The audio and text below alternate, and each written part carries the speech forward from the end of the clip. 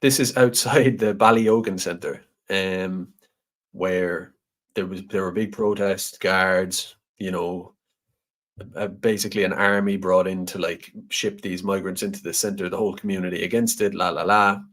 We all know the crack there. And like whatever it is, a week later, they're basically all in there now. Excuse me. By the way, this is across the road from a Gael school. Irony upon irony here, but like a primary school, I think. So now the migrants are in there. Now they're getting cocky and sort of getting confrontational with the demonstrators, the Irish demonstrators, local people outside. And look at the attitude on this guy.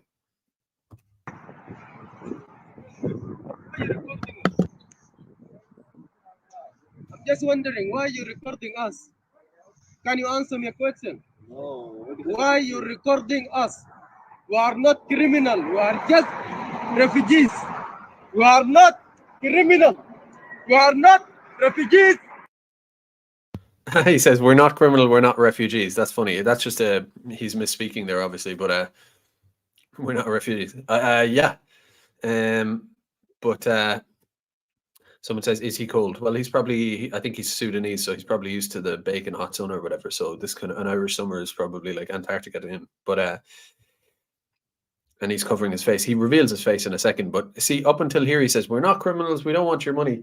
And it's funny because as far as you can hear in the video, no one on the other side of the fence actually seems to provoke him. Nobody says, fuck you or whatever. I don't think really anyone says much to him. And yet, once he starts talking, he decides to start saying, we're not criminals. Why are you recording me? And very quickly, within, 20 seconds, he escalates. His anger starts to bubble out and the truth starts to come out. His real feelings start to come out. And he basically goes into sort of like a frenzy. Just because bear in mind, at this point, 21 seconds into the video, he's activated, but he's being defensive. He's saying, we're not criminals, you know, whatever, and see how nasty he gets within the course of maybe the next 20-30 seconds. We lead our country for a reason. We lead our country because you fucked it up. You fucked it up, huh? You Irishman fucked up his country. So yeah, Ireland is a neutral, ostensibly anyway, country. We have a history of being colonized. I mean, whether it's the Cromwellian invasion, whether it's the famine, you name it, right? What happened in the north of Ireland over the last 50, 100 years, you name it, Ireland is world famous for being a country that if you are going to play the oppression Olympics, then we have no major, putting aside individuals or whatever, let's say part of the British expeditions or whatever, but Ireland as a nation, as a people, we can hardly be accused of being responsible for British colonialism or any. It's ridiculous, and I don't buy into this idea that any Western nation is guilty and owes a debt to the global South or anything. But I'm just saying, if you are playing that game, then Ireland is this small nation of like 4 or 5 million people. We spent 800 years effectively trying not to get wiped out. Like whether you name the historical time in the last 800 odd years, it's in a sense, it's a miracle that there is such a thing as Irish people still. There's a lot of people over the course of that period of time who are gone, you can only read about them in a history book, basically. It doesn't exist anymore. And it's in a sense, it's a miracle that somehow we eked out not just a nation state formally, but that we didn't actually just get totally wiped out and scattered and sort of diluted out of like real world history. It would just be a footnote. There actually is still in Ireland, certainly that I grew up in, and I'm only 33. I grew up in definitely a nation state with culture, basically all Irish people, Irish customs and ways and solidarity and the whole thing that you would expect from any true nation state of people. We managed to go through 800 odd years of multiple attempts to just completely wipe us out via plantation, starvation, this and that, a constant, like similar to what's happening now, to plant foreigners in a country systematically, to make us second, third, fourth class kind of citizens, slaves effectively, to absentee landlords and the rest of it. How many people were slaughtered under Cromwell, right? What was it? The whole town of Drogheda were just put to the sword, basically. You name it, the coffin ships, on and on and on. Certainly, Irish people have had. He mentions he's from Sudan. We've no history in Sudan. You know, like there's no real, like if he's looking for someone to hold a grudge against from Sudan, you know, Ireland isn't your spot for that, right? But he's here on Irish taxpayer money, so he's living in this place where his basic needs are met. He doesn't have to be hungry. He doesn't have to worry about taking care of all the bills and this and that and the commute and, you know, you name it. Sleeping in his car, rough, even though he's working. I mention these things all the time, but still, he doesn't have to worry about any of that. He's basically living the way like a child in some sort of summer camp lives. You know, the kid doesn't think about where's the food coming from, how does everything have to work. The kid just gets taken care of in a basic way. He's living like that at the people outside's expense, at our expense, and he's coming out saying, you fucked my country up, and he's getting increasingly irate. And no, if you said to him, tell me stuff about Ireland, tell me just, you obviously came here, you're living off of our country and our lifeblood effectively in our society against our will. Surely you've some passing interest. How about tell me something about Ireland? Name 10 places in Ireland. County, city, town, I don't care. Just name 10 places blindly in Ireland. Surely you've looked it up or something, right? Tell me something about Irish history. He clearly doesn't know that. And tell me how much you care about the plight of Irish people. You're talking to us about the plight of the Sudanese. Tell us about the plight of the Irish, either historically or today as people. No. All attack, all bark, all foaming at the mouth. That's all it is. And that's what that's what we have forced into our communities, effectively at gunpoint from our own police. I don't like even calling them Gardaí anymore. My country because I have suffered war for 1 year. Now you are not leaving. I'm here because my country been fucked because of you guys, because of Europe Union, because of Ireland, because of Ireland. He says, yeah, something you fucked up my country because of you, because of Ireland. Again, it's not like you know, Britney Spears when she's playing a gig in Dublin and she like shouts into her microphone, "Hello, London." You know, she doesn't even know where she is.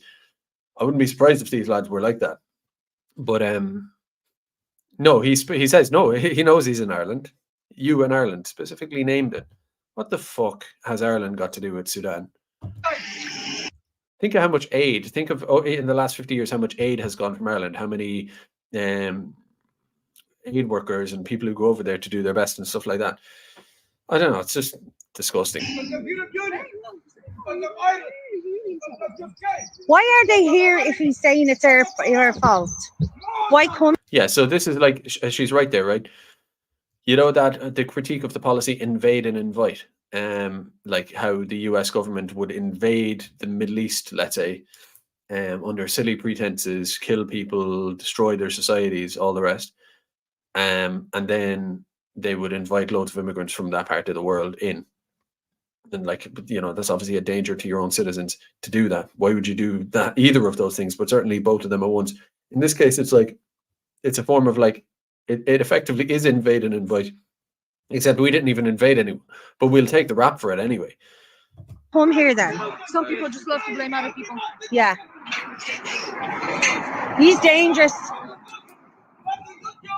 Right now, what's happening in Sudan? What's happening in Sudan? Because the gun been throwing to my people by the aircraft to kill each other. We are not here to take your money. You already come back home and took our money long time ago. So we took their money. Go. We are not afraid of you. We're going to talk to you by the... You took our money a long time ago. We're not afraid of you. Now, does this strike you as the kind of person you want in your country, paid for by your taxes, brought in under effectively military escort against your will into a state facility where he gets to live for free and eventually probably get put into a house and shoved into your, you know, you can, so what happens just potentially, right? You You either live in Ballyogan and you have to have this guy behind the fence. And he's, am I right in saying they're free to come and go as they please? I mean, they're not in a prison, right? This is effectively a form of direct provision, to my knowledge. But so you're in Ballyogan, but let's take it a step further. He goes through the process, he gets asylum or leave to remain, doesn't matter, whatever. He gets that, and then he sits around and says, well, it's no point me getting a shitty job, and I'll be poorer than I'd be on the dole anyway. It's kind of a rational decision. I'm just going to like sit out, getting a house somewhere. And so he gets his A-rated social house in some new build estate. Now, meanwhile, Connor, Dopey Connor and Dopey Neov, right? They went and they went to school. They didn't drop out. Then they went to college. They finished their 4-year degree. They did their masters. Then they went into some Deloitte or you name it, or some whatever, work in a hotel or something. And they bust their balls every day going to shitty work with their boss, having to like put up with him and all of this. So college, work, obey the law, the whole thing. And then they go get a mortgage. Oh, here's the other thing as well. They've spent their whole life, probably most likely the average Irish person has spent their life being the kind of high trust person that, if they found a wallet on the street, not only would they not rob it, but according to our basic culture the world I grew up in anyway, for the most part, that if you found a wallet somewhere and there was some money in it and an ID card or whatever, you would actually not only not rob it, but you would probably take like an hour out of your day to, like a private investigator, try to, of your own volition, find this person, locate them, get their wallet back to them one way or another. Just because that's the right thing to do. You don't rob someone, help people find their stuff. So basically you've obeyed you've played by the rules all the time, done everything. And then you get to a point where inflation kicks in like crazy. Hundreds of thousands of migrants are brought in, driving up the housing prices and the cost of renovations. And so no matter whether you buy a cheap house, try to renovate it, or whether you buy a new build, it doesn't matter what you do, it costs a fortune, right? And so Connor and Neov now, when they want their new build A-rated house, 3-4 bedrooms max, no big deal. They have to take out a mortgage for 400,000 or 500,000, 600,000 euro, right? Which, how much of that? What's going to be another 250,000, 300,000, something like that in interest.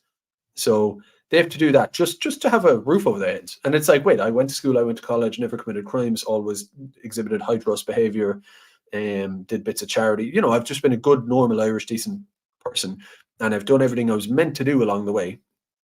And then I'm left with this kind of almost like Faustian bargain or whatever. I have to give my whole life's blood to just have this basic house at the age of 32 and then start having kids, right? And the rest of it. They do all that. They move into their house, and then because the development of this estate is made like it's kind of this, it's private, but it's got government contracts in it. It's going to be mixed, so it's private, but then it's 30% government, people like social housing or whatever. So they've done all that. They found their house and they think this is our forever home, and they get their, they order their balloons and their like Instagram picture, and they're like, we finally got our house, and let's toast the Heineken to that or whatever. And they're like, now we're going to have our kids, we're going to raise our kids, and they're going to cycle a little tricycle outside the house. It's going to be wonderful. We've done everything now just for this basic thing in life. And then suddenly a moving truck moves into the house right next door, right? And the wall is about that high between you and the next door. Who's moving in? Your man, right? Your man's moving in. Who's paying for it? Connor and Neov. And look at his attitude. The same right, you're standing here 24 hours because innocent people living in the streets for 6 months. Shame on you! Shame on you, various migrants in the world! More than 2,000 million Irish around There's 2,000 million Irish around the world. So he's absorbed that off an the NGO. world! You're fighting everything! You fight America! We travel with documents. Here. Very clever from the people who shushed her up, which is just let him talk. Let him talk. He's digging his own figurative grave there. But it's as someone says, my God, the accent. Yeah, but it's kind of like think of the Ashling Murphys and all that. I'm not accusing this person of being a murderer in wait, but if you think about maybe he was in war, right? Sudan, South Sudan, I don't know where he's from, but either way, he's clearly unstable. He's clearly seething with rage and contempt and hatred for Irish people and for this whole system that he's in. Like, I acknowledge that it's kind of they are actually privileged above Irish people, but it is surreal and weird. So you're coming to this country, then you're put into this weird facility. When you come in on the bus, all the Irish people are like, we don't want you. And yet, instead of that actually happening, we don't want you, thus you won't be here. The Irish people are crushed by some alien police army type situation, like we saw a few weeks ago in Ballyogan. And then you're put into this place that's this facility full of security workers and all that, who, let's be honest, they probably don't like the average person working in this agrees with us protesters are against it. So you're in this bizarre situation where it's like you're being sort of fanned down by the NGOs. You're on the Shelong for the NGOs and the power structure in Ireland, but the real people naturally, understandably, don't want you there, and you're in this kind of weird barracks. It's a recipe for just and then you have absorbed this anti-colonial, anti-Western hatred and the rest of it. It's a recipe for complete hatred. It's a recipe for animosity. It's unwarranted. Ireland never did anything. The people here have a right to protest their area being invaded. La la la la la.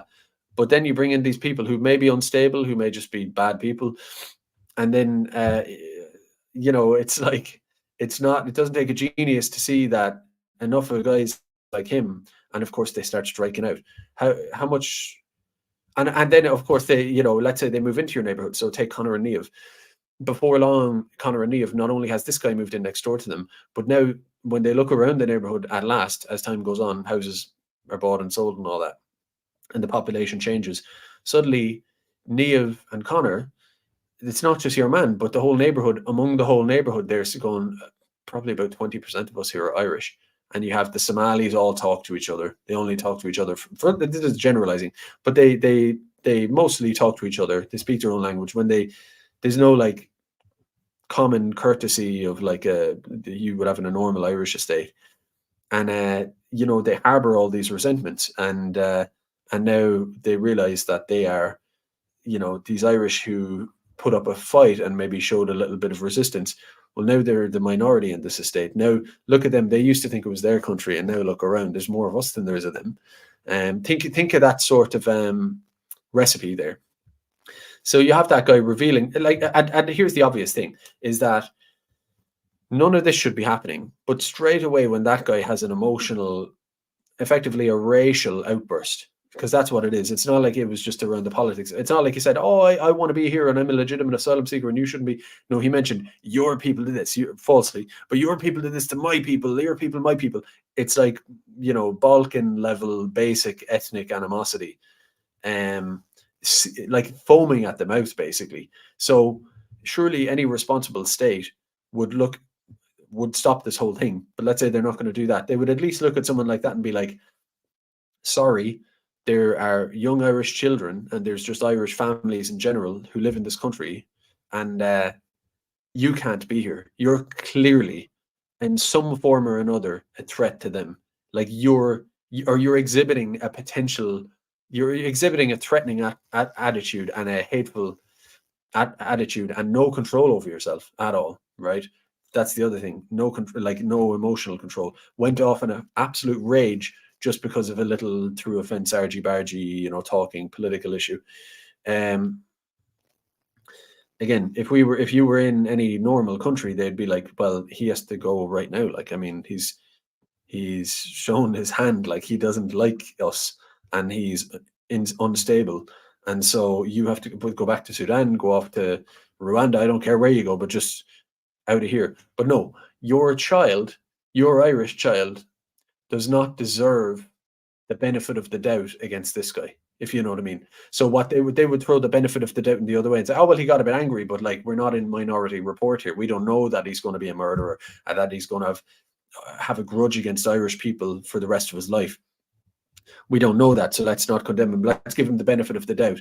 They won't say, well, we'll actually give your Irish child the benefit of the doubt, in the sense that your child has a right to be protected from predictable, discernible potential threats. You know what I mean? So some people say you can't live in a society where all threats are eliminated. That'd be like some dystopia. Yes, but obvious ones, right?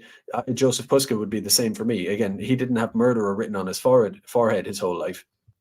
Sure. But if you said, okay, you're going to take in this Roma guy and you don't know who he is, what he is, you know, he's not really integrated into the Irish society. How long had he been here? Like a decade or something? And he needed translators throughout his trial. So didn't speak English, never mind Irish. And perpetually unemployed, given this free 4 or 5 bedroom house in Tullamore. I spoke to someone who was at the trial, a woman, and said that when they were there, all their lads who were there, maybe including him, they actually looked, she said they looked her up and down, like checked her out up and down, and they were giggling and sort of sneering during the trial. Oh, and not just him, but all his people. So, you know, yeah, you're not Minority Report Tom Cruise here, but any state that had an interest in protecting Irish people, first off, wouldn't have let him in. But secondly, would have along the way said, we don't know if you're going to be a murderer or not. You're probably not, but you're certainly not you're not some integrating, like you're not demonstrating the opposite. You're not demonstrating that you seem to be, you're not demonstrating virtue or any kind of quality here at all. I mean, you name it, employment, integration, speaking English, whatever. You're not demonstrating any of that. So at best, you're a hindrance, and at worst, you're a threat. And the same would apply for this guy. You'd look at him and go, I'm not saying he's a murderer. I'm not saying he's going to be, but you'd look at him and go, well, I see no reason. I see no positive reason for you to be here. I see no positive reason that you definitely wouldn't be a bad thing for Irish people, either a physical danger or at least a hostile, seething opponent of Irish people for your whole life. So it's like, so no, you're gone. But no, your Irish kid doesn't deserve that benefit of the doubt that, like, you know, there's a non-negligible possibility that all of these people generally are a major threat to not just your nation, but directly to your child, directly. Think of Parnell Street, whatever. And so, no, we're not going to have them. The contrast would be to say, well, maybe if you had an immigration system, you're always going to have immigration, but maybe if it was immigration where basically in Ireland, because everyone is a citizen, natives, you have scumbags, non-scumbags, all sorts of people commit crimes, they go to jail. So that's just chips fall where they may among your own people. But if we are going to bring people in, it's going to be a limited amount, and just as important as the amount being small, the amount that do come in, they don't just come in like willy-nilly benefit of the doubt. They come in a fashion where you say, you actually have to demonstrate that you're unreal. You're a civic person in your own country. Everything is in fact demonstrated through like verifiable documents and CV, all that stuff. First off, you're here to work on semiconductors and leak slip or whatever, right? Temporarily, a few years work visa, whatever. You're here for that, but not anyone who's a big brain to work on semiconductors can come here. You also have to demonstrate that you've been civically involved, you speak perfect English, you demonstrate an interest in Ireland, obviously no criminal record, obviously smart, personable, amicable. You're all those things. And then, so the burden of proof is on the actual immigrant. Just like you would have with lots of countries, China, you name it.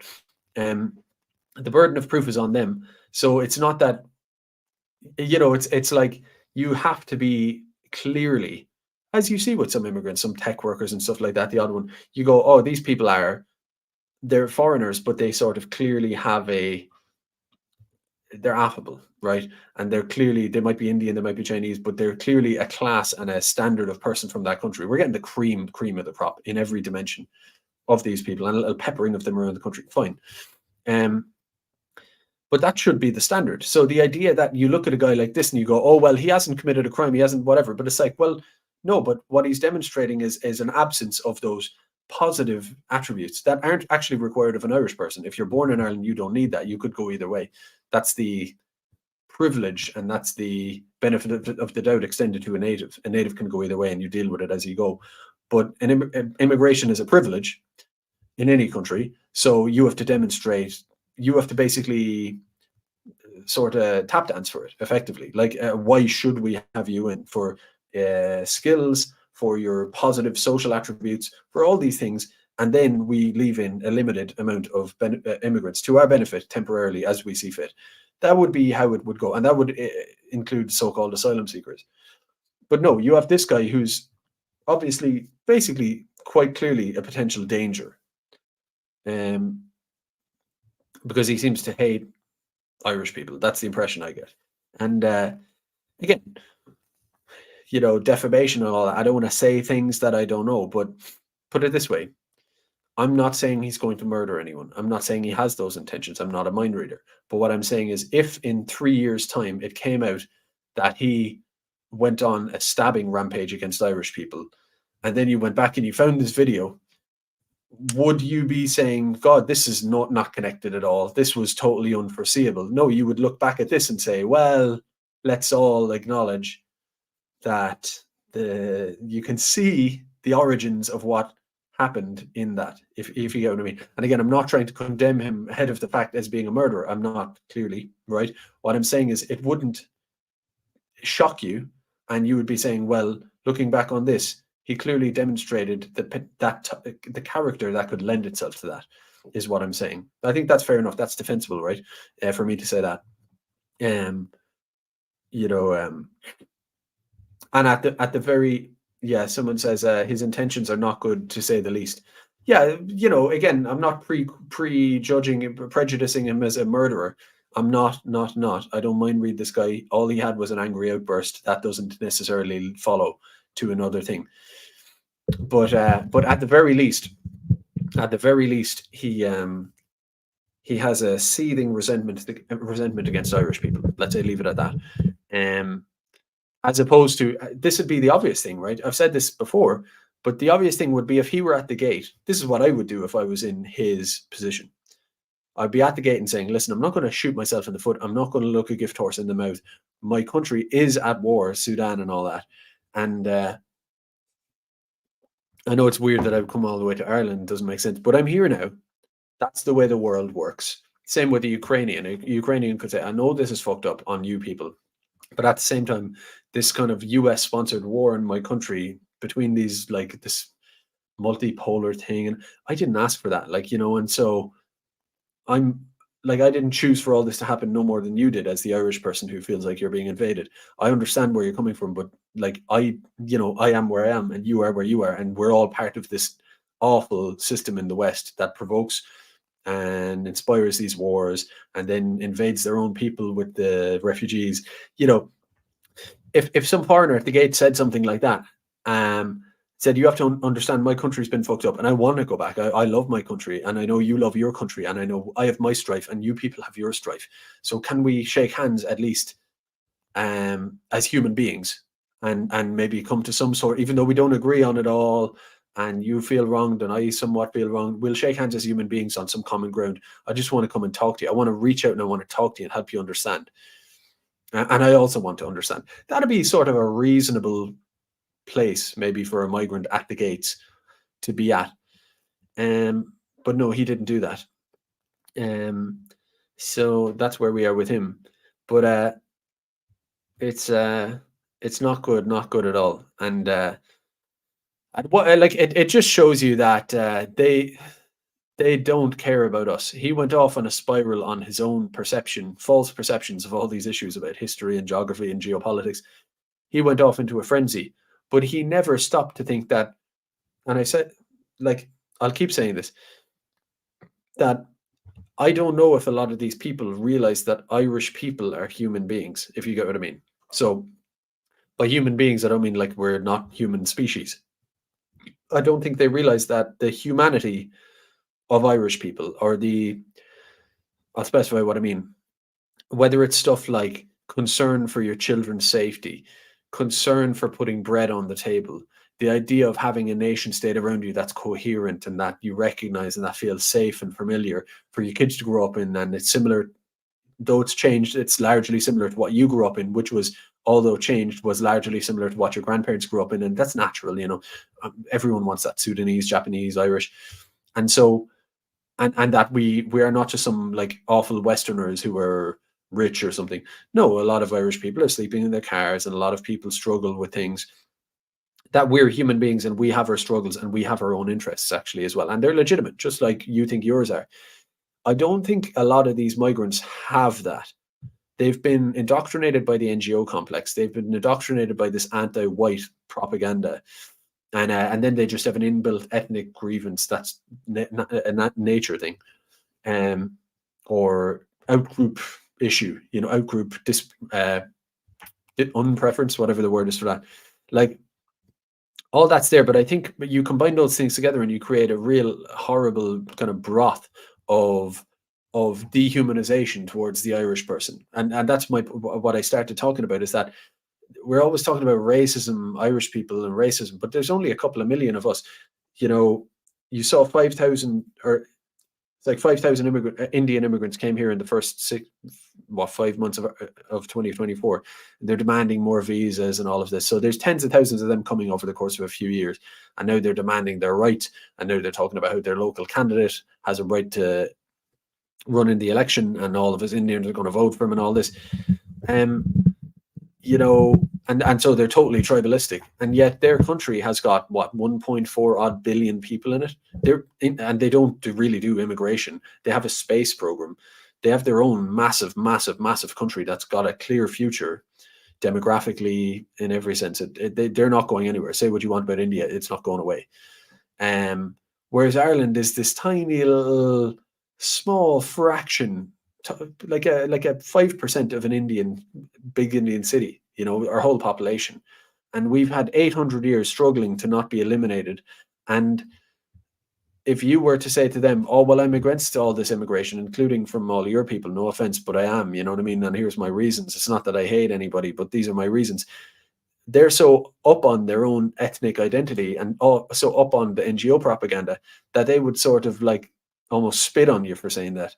And when you think about how hateful and dehumanizing that is, that you go, really, just because you've been hopped up on propaganda and just because you're a different type of person, you don't take into account that there's nearly 1.5 billion of your people. You have the BJP, Modi, this nationalist Hindu government, you have your traditions, all your different saris, and you have all this stuff, right? And you're really nationalistic, and you come to Ireland and you largely mix with your own people, speak your own language, and you just think of Irish people as sort of like them.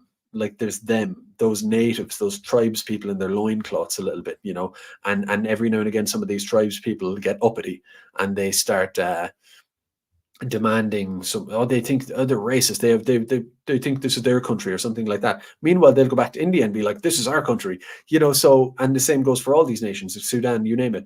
And it's like the dehumanization of Irish people, and then the further dehumanization, almost murderous rates of dehumanization for what are labeled far right, which is basically just Irish people who openly just say that they're not up for it. Like, they're not cooked out and afraid to speak. An Irish person, basically everything I've just said in the last 5 minutes, they'd say, boom, stamp, that's far right. You are subhuman.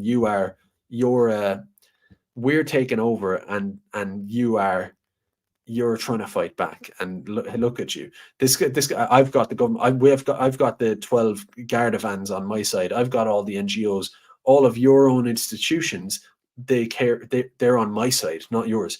They're on my side and not your side. So who even are you? You're just some Amazonian tribes person trying to throw a spear at the helicopter, and it's contempt. It's almost like a pity and a contempt. And if you were to say, well, what about Irish people who have to sleep in their cars? What about all this stuff? What about our right to be like, what about the simple fact that we don't want to be a minority in our towns, communities, and country overall? And we don't want our children to grow up in a world where when you take them to the playground in school, everyone is speaking their own language. All these tribes and people are speaking their own language to each other, and they still have their own countries, but we're in our own country and we don't have it. And your kid says, Daddy, what's she wearing? And why are they all, it's not just like, Daddy, why is there a foreigner speaking a foreign language? That would be one thing, a peppering of a foreigner here and there. But it's like, Daddy, what are they speaking? What are they speaking? What are they speaking? And what are we speaking? And you go, oh, son, we're speaking English here, and we might speak a bit of Irish, but we're the only people in the park who speak it, actually, and these people are all from other places and they have this culture and that culture. And you have to kind of think, I grew up in a world where everyone here was Irish, and I'm only 30 odd years old. And now I have to look around when I'm taking my son out, I'm speaking personally here, and think, I'm not going to indoctrinate him on hardcore politics or whatever. It's just let him be a kid.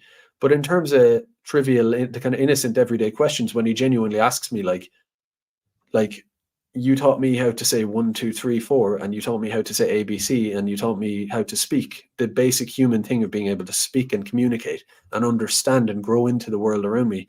And now I'm in the playground and there's all these people here and I don't know what they're saying. You know, and it's like, yeah, they're all actually speaking different languages to each other. And they might speak a bit of English because they're coming over to the West, but you're not going to certainly know what they're saying. And some NGO will tell you, oh, that's enriching, that's great. It's like, no, that's live physically, psychologically stunting for children, that they have no coherence to the world around them. They don't look at their granny and their world and all these cultural reference points that they understand. And that's actually inbuilt into our physical and psychological basic makeup. So, you know, we have to explain this to our kids, and whereas the Indians will have their country, they'll have, even within Ireland, they'll have their own like micronation going on, and they'll be empowered to do it by their own NGO and community leadership. Whereas we won't. If you say to your kid, oh, well, we're Irish and, you know, we're tribal and insular and we have our own little thing within this multicultural dystopia, it's like, no, if you tell someone that in school, you're in trouble or whatever. But if the Indian person speaks like that in school, they're fine. And you know why? It's because you're white and you're bad, like the Sudanese man is saying, and the rest of it. And if you were to try to put this across to the Sudanese and say, listen, I'm going to afford you benefit of the doubt, and I'm going to take your point about Syria and your misconception of Ireland, or sorry, Sudan.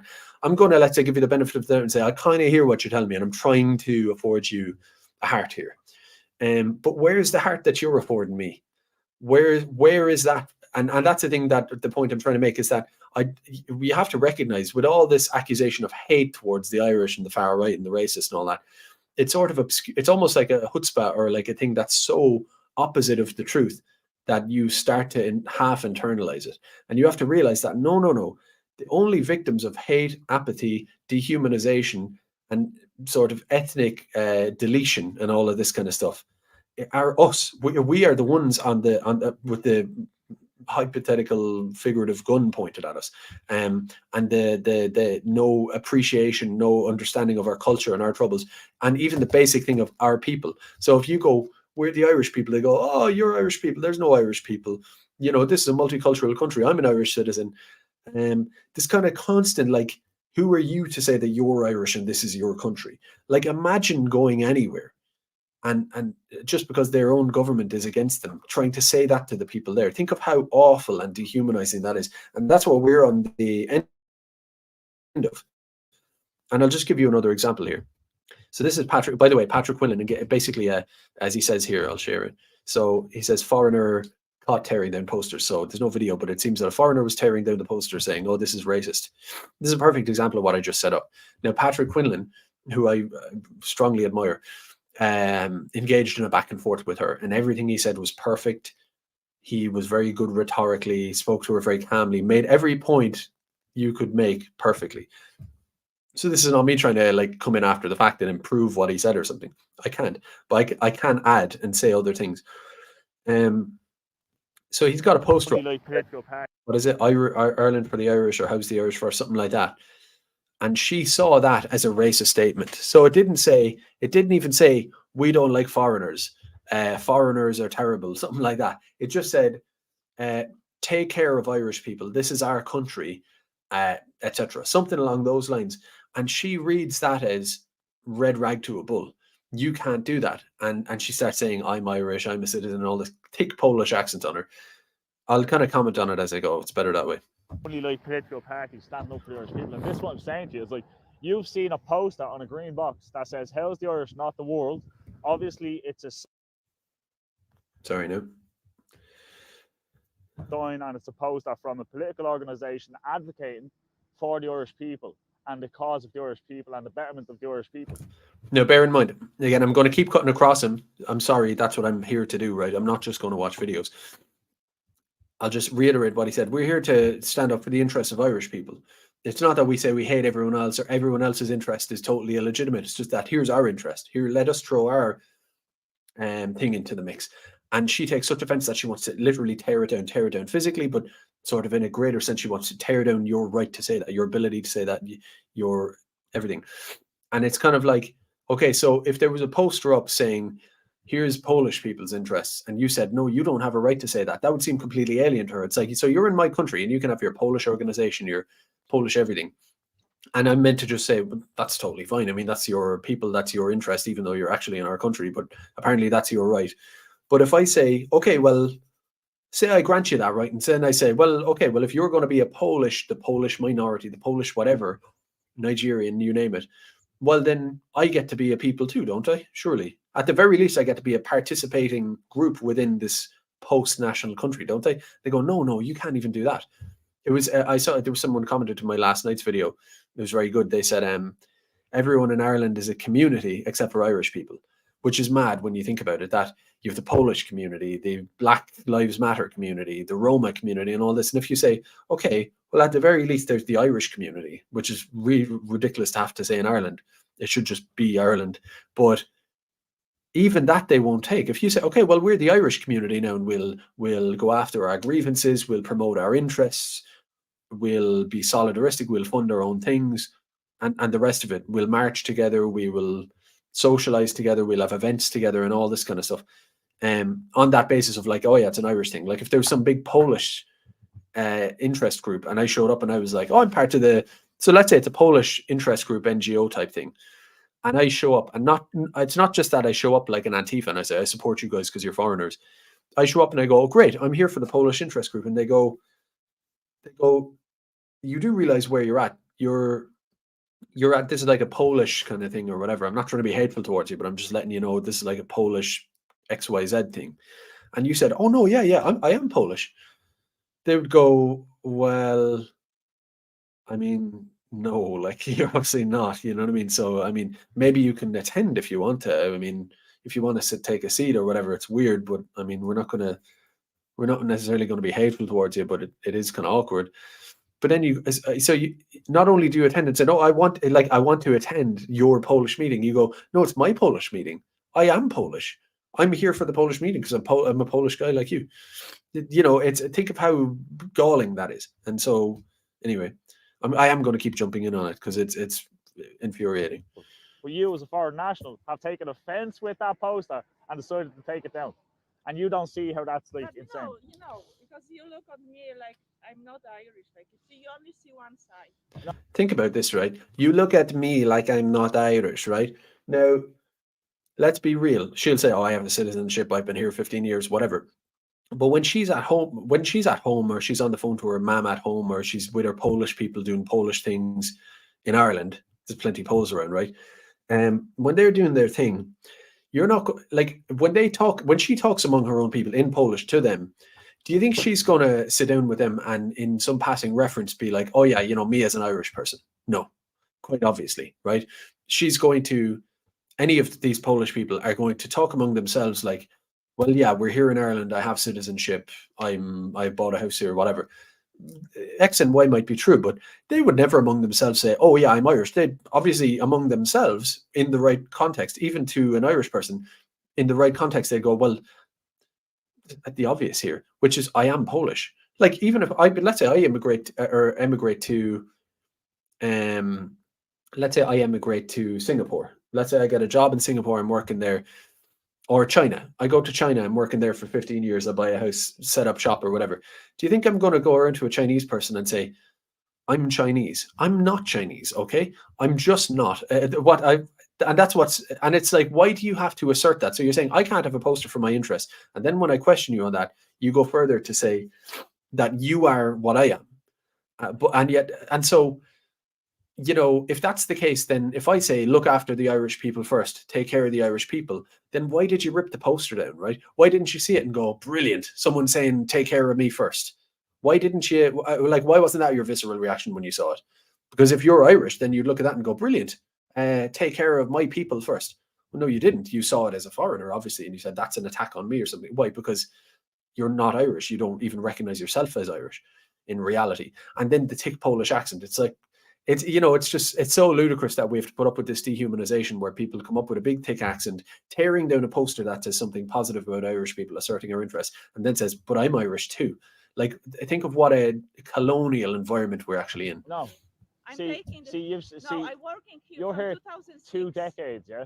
You're I'm here 2 working, decades, and yeah, that's I'm my working question. in Ireland So from when you talk about, 2006. so when I'm you paying talk about, taxes, so yeah. I think that I have So the when you same talk about right. so when you talk about repatriation and sending people back, do you think it's fair to say that we should be able to send back people who are here 20 years if they're long-term welfare tourists, if they've been on social welfare since the day they've arrived? I'm not politics.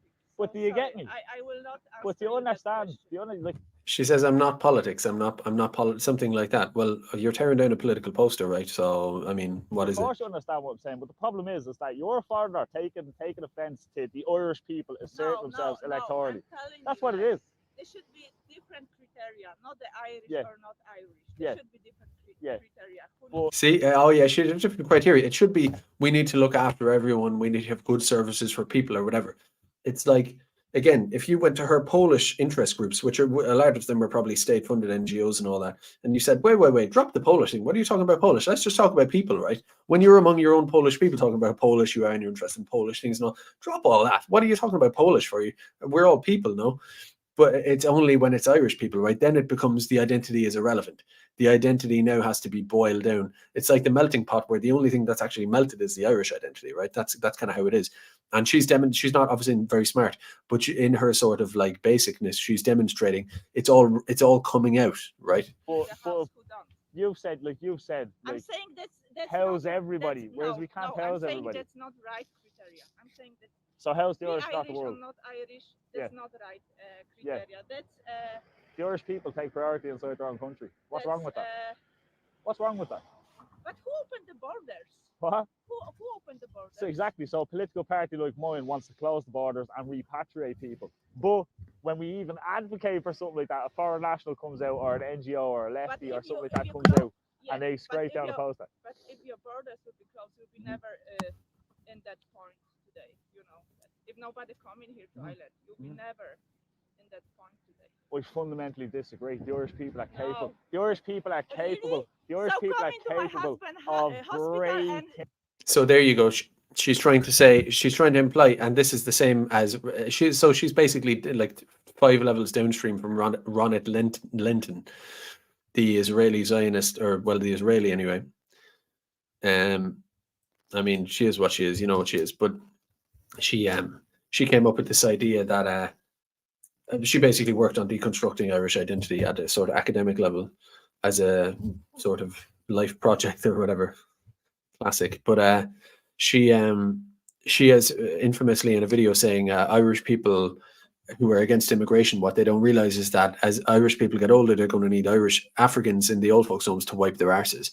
Which, when I posted about that at the time, I said she says that, which is grossly offensive to both Irish and Africans. When you actually think about it, it's like, so that's the attitude. So it's like Irish people are so incompetent and so dying off and all this that we need Africans to come in to literally wipe our asses. And then from an African perspective, it's like, wait. So now it's not about diversity and the enrichment of all these cultures. It's that they, from their perspective, their job is to come into this country and wipe our asses. And our job is to have our asses wiped. Think of, again, dehumanization. Think of how ugly this whole ideology is. And she's obviously absorbed that a little bit because that's the going narrative. That she said, oh, look at your hospital, look at this, look at that. It's like, well, look, insofar as Irish hospitals are dependent on immigrant labor, it's been made that. Patrick addresses it perfectly here, but it's been made that way. And you're trying to say that Irish people are so incompetent and so stupid or something that we're unable to do basic things like medical care, which we've done throughout our history. I mean, just rewind back to just 1979 or something. Do you not think Irish people just went to a hospital and doctor and a nurse and took care of them, and that those people were Irish, and then you went and bought some bread on the way home made by an Irish person, then your car got a dent in it, you went to a panel beater and he fixed it up, and what was he? Oh, he's Irish as well, right? Basic goods and services within a society and an economy and all of that. she's trying to say that we're so, it's like the way you say, oh, they're so low IQ or something that they can't. It's like, well, like, how's Poland getting on? How does China do it? How does any country ever do it? How did Ireland do it in the 80s? We're not incapable of having our own society, and that's what she's trying to say. Things, See how many great Irish things, nurses great are things. there. Yeah, how many are working in Australia? Philippines, And how many are working in Australia? Philippines, How many Irish doctors are in Australia? They're holding signs up in Melbourne saying, "Give us a reason to come home." Yes, yes, If they all leave your country, you will be like yes. But we bring in policies. in problem. But we bring in. Think of how hateful that attitude, big problem, right? Big problem. Think of how hateful that is. That, like, that's these attitudes, and this person, like, it's also not true for, let's say someone said, oh, Polish and Lithuanians aren't too bad and all that. I've known a fair few Eastern Europeans in my life and all that, and I, generally speaking, get on okay with them. I kind of like them, kind of like most people. I'm a bit of a, I don't want to say cosmopolitan, but I kind of, I'm curious about people's cultures. I like to talk to them, whatever. And I think at a basic level, a lot of humans do actually share a lot, have a lot in common in certain ways, as much as we have our differences. And when you talk to an average Polish or Lithuanian person in work or wherever it is in Ireland, if you kind of make these points to them, most of them are against globalism. They're against all these agendas and stuff. And if you were to say to your average sort of Lithuanian fellow who's been here 14 years, he's got a semi-D somewhere, whatever, he set up shop here, and you said to him, like, and let's say he has a passport. If you said, "Are you Irish?" he'd be like, "Obviously, I'm not Irish, right? This is your country." I've actually heard that from them directly, chatting away to them. They would be like, they wouldn't be like, "Oh, I'm going to leave and I'm a terrible person for being an immigrant." They're not self-flagellating, but they would openly, if you said, "Is this my country?" in the obvious national sense connotation, they'd be like, "Yeah, it's your country. Like, look after your country. You don't want too many immigrants coming in, la la la la la." And I'm Lithuanian, I'm Polish or whatever. Like, why would I insult you or my? And that's the other thing, is that one of these Polish political people, NGO type lefty people, they're lying when they say they're Irish. Let's be real, right? They don't even believe it themselves. But even for them to utter those words is actually an insult to Poland. It's like, okay, so you're thick accent, you're from Poland, you have all your Polish people and all that kind of stuff, and you're living in Ireland, so be it. But you're insulting your own identity. I mean, you're Polish. It's an insult to your Polish identity and your Polish ancestors to come out now and start telling me you're Irish. Same way it would be the same for me. Imagine if my long deceased granddad, I were in China and I were going around saying I'm Chinese. Imagine how, like, he would, like, spin around in his grave, God rest him, and all that. It's an insult to nature. It's an insult to decency and everything. I'll go on. Policies to, like, bring back the diaspora to fill these roles that would be vacated by foreign nationals once we deport them. Yeah, but you see only one side of the story. I do. I see the Irish people's side of the story. Yeah, and that's been neglected for too long. And I don't see only the Irish side. I see, like, obviously, as a foreign national, you see different sides. Yeah, but my kids, like I told you before, my kids are Irish. Yeah, your kids were born here. Yeah. Is your partner Irish? No. Okay then. so see that's the other thing is, again, on this whole idea of them dehumanizing our identity and basically what's the word, counterfeiting our identity away from us, right? It's like money. So let's say I have a euro and then you come in with a fake euro. You have obviously devalued my euro. Or if you have €1 million in a certain economy or ecosystem and then you put in a fake million, you've devalued the real money, because the real money is meant to be based on something tangible, and that's what creates the value of it. So if you pump it, like with the Zimbabwean, $10 trillion notes, hyperinflation and all that, you devalue the thing itself. And it's kind of like that with this Polish person who's lying to us and everyone else about how Irish she is, right? And even that her kids are Irish. It's like, well, okay, say you're Irish, and that's in some fashion you believe yourself to be Irish. If you're Irish, then what am I? Because you're Irish and yet you're also Polish, whereas I'm Irish, but my also is just also Irish. So if you're Irish, then if you're Irish Polish, then I'm Irish Irish. So like you're devaluing my identity to the point where I actually have now to say it twice, like it's a hyphenated identity. And even if I said, oh, and that's the thing, they would even deny that. Even if you said her, okay, you're Polish Irish, and I'm, how ridiculous is this? And I'm Irish Irish. They would still push back on that and say, no, no, no, you're just a bunch of Normans and it's equality and all this stuff. You can't have that. That is still far right. So like there's no extent to which you can sort of enumerate your identity or describe your identity as tangible and real versus something else. They won't actually allow you to have that. And again, I'm back to the dehumanization, call it racism, call it what you want. That these people are sort of dancing on us as we're down under our own regime, under our own pan-Western kind of globalist regime. I always come back to that when some person with a big thick African accent says, I'm Irish, and you go, if you're Irish, then what the fuck am I, right? Because you're also African, whereas I'm just Irish. So if you're going to claim Irish, then can you come up with a new word that I can be? Can I just have a new word even, right? And they go, no, no, no, that new word would be inappropriate as well. So if I went to Poland with my partner and I had a child in Poland, would that child be Polish or would that child be a Polish citizen? No, my kids are Irish. Yeah, yeah. But They have an Irish I'll ask you the question again. If me and my partner went to Poland the and kids we had will be Polish. they'd be Polish, they wouldn't be Polish citizens. They will be Polish. But would they be Polish? Would they be ethnically Polish? Yeah, because They would. How would they be ethnically Polish? How would they be? There. It doesn't mean like, so there's a distinction that has to happen, right? But It's you like think you that have ethnic Irish people and then you have Irish citizens. Pardon? No, they're entitled to they're entitled to the same education standards and the same like medical standards, the same future prosperity. They're entitled to the same thing. Their own home, so they're not different than any other Irish people. Yeah, yeah. See, they're okay. So they're not different to any other Irish people. Like even if you granted her the right to say, well, let's call them Irish in a civic identity sense. They're Irish. They were born here. They have a passport. They have some Irish reference points and all that kind of stuff.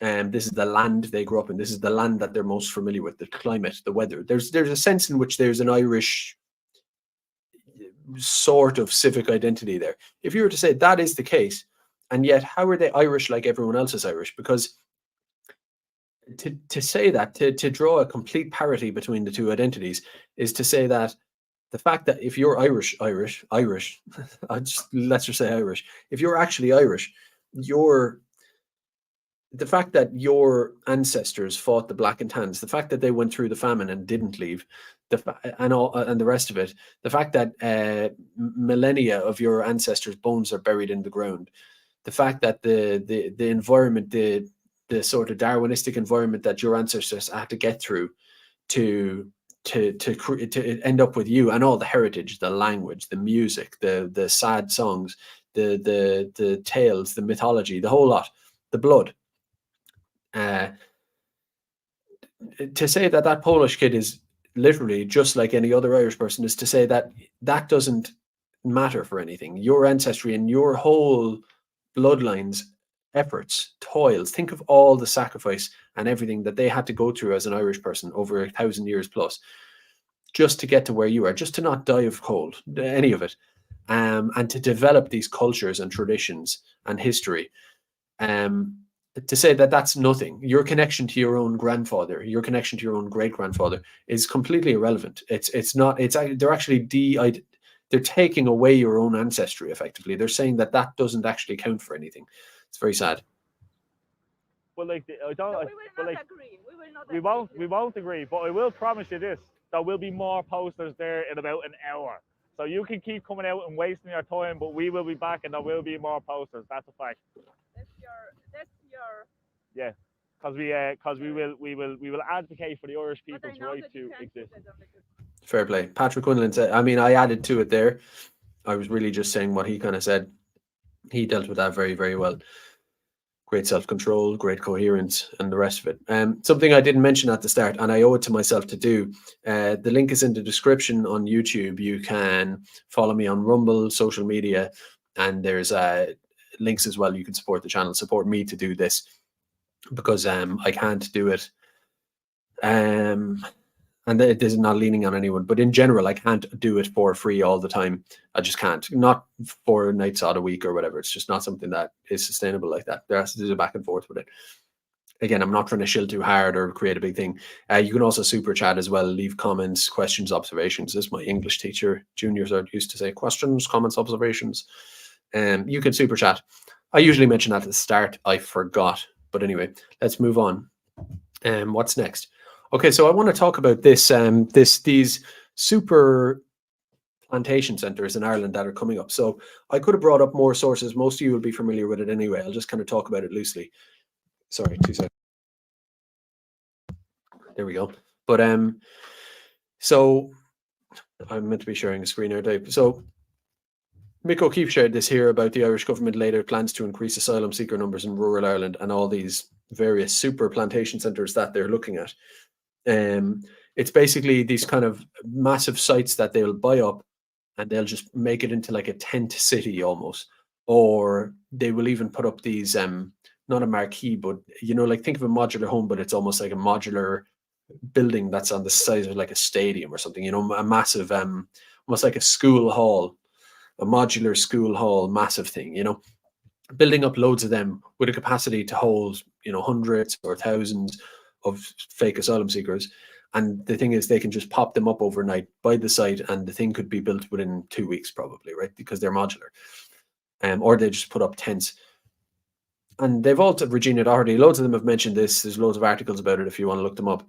But it's kind of like sort of totally formalizing it. Instead of just trying to find random hotels, they just build up these huge sites and then they fill it up with, you know, you name it, 1,000 foreigners, fake asylum seekers. And the problem with that, of course, is it's further industrializing the plantation. And the other thing too is that once they get them built, they'll go Newtownmountkennedy mode on them. So they'll erect castle walls that are whatever 20 feet tall, and they'll have almost like people in private security, mysterious private security with balaclavas on, guards all over the place. The rest of it, it'll be like a fortress of barracks, and there'll be 1,000 capacity, let's say, for 1,000 migrants. And the problem with that is that it's not just like, oh, we're going to move in 1,000 migrants, and that's going to be their home forevermore. So that's your 1,000. That would be terrible, but it's not. It's cyclical. There's 1,000 in there now. They'll be filtered out into the country, and then 6 months later there'll be a different 1,000. Or it's always revolving door, right? So when you think of a site or a place of that capacity that has a constantly revolving door, your 3.5 million odd Irish people are not long for the world, right? And Thornton Hall, which, speaking of Paddy Quinlan, he was speaking outside of it. There's resistance going on there at the moment because this is a big one. So Mick O'Keefe mentioned here up to 5,000, right? And I started looking. I've seen the site physically. It looks massive. It looks like a massive airport or some sort of massive music festival. Like, it's not like a little field. It's to the horizon type of size of site. I think it's like 150 acres, of maybe more. But this big flat piece of land that was originally meant to be the super prison, because Ireland has got a prison capacity issue at the moment, and so they've basically cancelled that, and now they're going to put in a plantation centre instead, and they expect it to be up in like the next couple of months, ready to rock, with tents, the whole lot. And you know, he mentioned that, and I started looking into Thornton Hall. Okay, it does seem to have this major capacity. So what else could it have? I lost my source. Yeah, I have it here. So this was from, he says 5,000. Again, is 5,000 true? Is the next number I'm going to mention true? It's got a good source, Sharon Keoghan. She is a senator after all.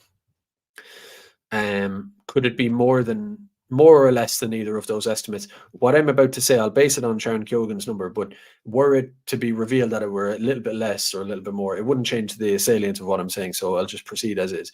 So shall I enlarge in the screen? Doesn't really matter. So this is from Terry K on Twitter. He just posts a Sharon Keoghan screenshot. He says, as per Sharon Keoghan, she'll be in attendance at Thornton Hall to meet concerned residents over a plantation of 13,000. You read that right. 13,000 illegal immigrants. So I'll read her post. She says, according to her, she says, it was never meant to be a site for the new processing centre. These centres, according to Minister O'Gorman, have the capacity to cater for up to 13,000 people. The site is ideal for their plan. So I think it's fair enough to run with 13,000, right? She's a senator. She's referring to Roderick O'Gorman, that it has the capacity of up to 13,000. We can assume, given everything we've seen before, if a place has a capacity to hold up to 13,000, like an upper number, you can be sure they're going to be up on the upper number or beyond. So let's just run with it, unless anyone has any objections. I think it's reasonable. And it is a massive site. So I'll just kind of go with the post. Actually, I'll take the screen back up for any of you who can actually see it. So I was reading that and thinking about it, and I wanted to look at the replies. It's like, okay, that's kind of dumbfounding. Like, it's gobsmacking. What are you meant to even say to that? It's thunderstriking.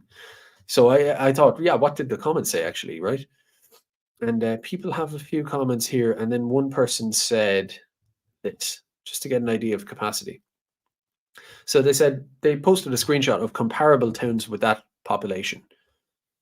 And the comparable towns of around 13, 14,000, you have Killarney. These are big towns: Killarney, Cove, Enniskillen, Middleton, Strabane, Mallow, Arklow, Castlebar, Wicklow, right? Pretty big towns. But then, and as they kind of alluded to, it got me thinking that, well, no, the majority of these fake asylum seekers aren't just going to be akin to the population of Cove or Mallow or Castlebar, because a lot of the people in Castlebar, let's say, are boomers. They're above the age of 50. They're almost all Irish. They're elderly anyway. They're sort of, call it, more harmless. They're older. They're not energized. They're old, they're elderly sort of people, middle-aged elderly people. And so comparing the town of Castlebar to this Thornton Hall Centre is not a like-for-like situation. And again, this is loose. This is not like a spurgy, exact statistical analysis. It's just getting the ideas going. You could say that, like, okay, well, if you take account for the fact that Thornton Hall will be mainly men between the ages of, let's say 20 and 35, 20 and 40, 18 and 37, somewhere there, right? Youngish, prime age men, military age men, as they say, right? Let's just say, I think this is probably generous, but let's say you could multiply it by 3. So if Castlebar has a population of 13,000, how do I put it? I think you know what I'm getting at, is that only a third of that population, let's say, would be the same demographic as the men in that, the majority of the men in that Thornton Hall site. I think that's generous, because it would be actually much a bigger ratio than that, really. But I'll just run with that. I think you'll probably agree that's generous. So let's say multiply it by 3. And I thought, okay, if you multiply by 3 and take 13,000, go with, what's that, 26, 38,000, something like that. Or if you multiply by 4, it's, I think I went by 4. So it'd be 26, 52,000. Do you get me? If you do a like-for-like demographic thing.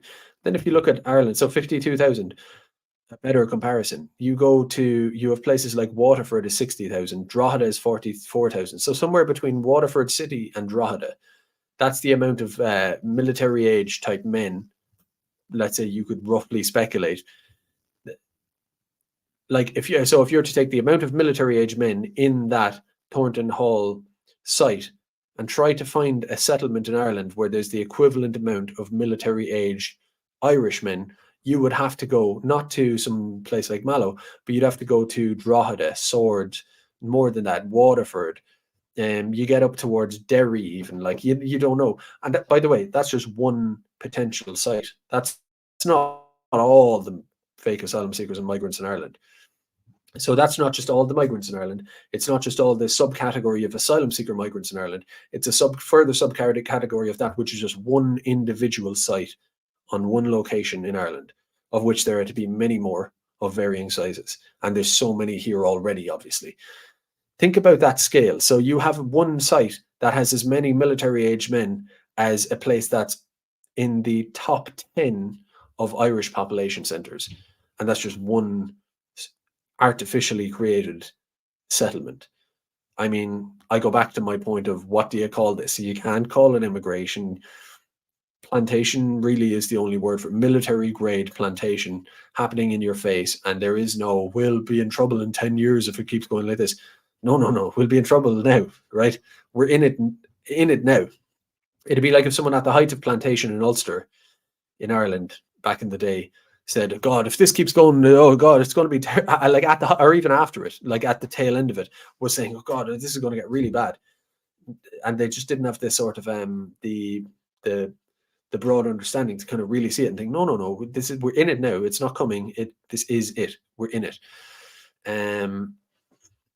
And that's just one, again, just one side for asylum seekers, who are a subcategory of migrants, who are a much bigger number than asylum seekers anyway.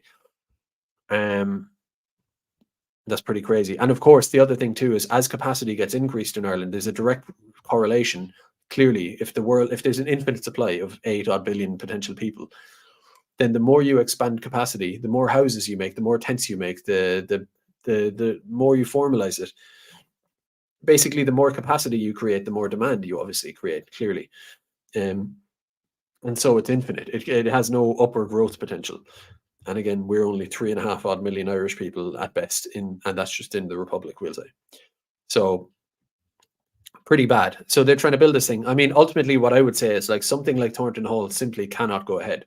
It's one of those sort of legally and peacefully, obviously, but it's one of those inflection points where it's like, you know, I mean, what, ahead of a 13,000 person potential center in one location full of foreigner men under false pretenses, against the wishes of almost every Irish person now at this point, certainly against the wishes of the community as well, locally. If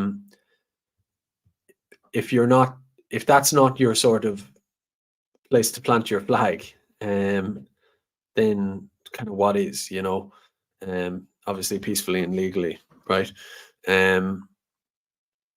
If that's not extreme and beyond remaining silent about, and beyond just calling it what it is, then if that's not that, then what is?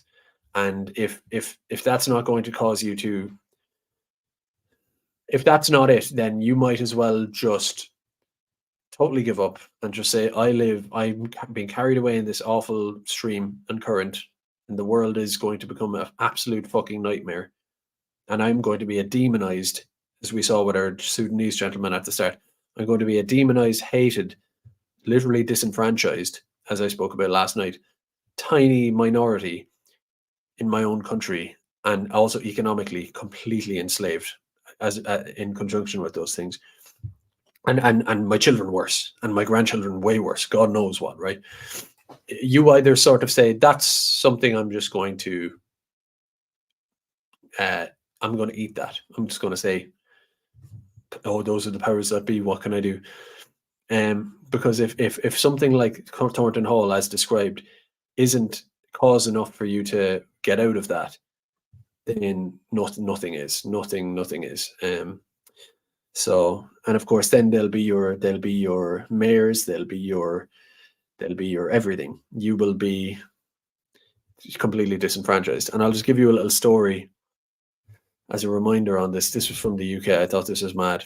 So I spoke about the disenfranchisement issue last night, but so here we have England has elected another Pakistani immigrant as mayor. He's giving his interviews in Urdu since he has, I'll just show you the guy. He's giving his interviews in Urdu since he speaks broken English while he's surrounded by his own people. He promises to promote loans for Pakistani-owned businesses and help the Pakistani community. साहब का बहुत बहुत शुक्रिया नज़ीर साहब जो Pakistani businesses हैं मैं चाहूँगा कि उनका भी और ज़्यादा प्रमोशन हो आप सबका बहुत बहुत शुक्रिया So that's your future there. That's your future, where you have to live among that, and you have to take your kid to the playground and into school, and all the Pakistanis are totally Pakistani'd out of it, right? They are fully about their identity. They're fully about their tribe, their language, the whole thing, unabashed, unchallenged by the state.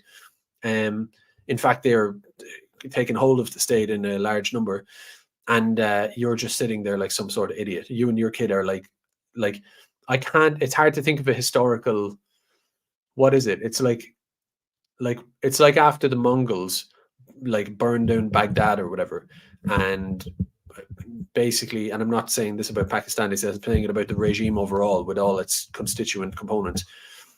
It's like after they've burned down and laid siege to Baghdad back in the day, and they give the local people there two options. It's either basically submit or, you know, the sword, get put to the sword. And if you're one of the people who just submits, and then it's probably even worse than that, because even after the Mongols came in, probably the majority of people there were whatever people had pre-existed the Mongols. You know, it's not like it would have been 90% Mongol overnight. So it's like, again, I'm not some historian, but I'm trying to think of some sort of historical analysis. Maybe the best one is the Ulster plantations. It's funny that way, but it's very hard to think of precedent for this, how fucked up this is. And yet that's where we kind of are. So once again, I'll remind you, you can support the channel, you can super chat or whatever. I hate to sound like I'm shilling, but again, it basically, when people say it supports the channel, it means like I am the channel, but it supports the ability for me to do videos more regularly, because obviously I can't sacrifice my time with other obligations and stuff. It makes it easier to do that, more justifiable, we'll say, put it that way. But so what was I going to say? There's one more topic. It's Newtownmountkennedy. There was that protest today. I introed the video saying how it's relevant. I can go into that or I can leave it. I suppose 1,500 live viewers. Let's do it. Just to like, this is really, let's just watch some footage, and I'll of course it'll be inspired as we go. So Phil Dwyer was here live streaming. Fatima Gunning was there taking video. She has some kind of, he's live streaming. He's bringing you the live thing, but the quality is affected. She's got some good shots and sort of HD and all that. So go back and watch Phil Dwyer's live stream if you want like a play-by-play kind of live action type thing. But for the sake of just a few clips, I'll go with these ones. So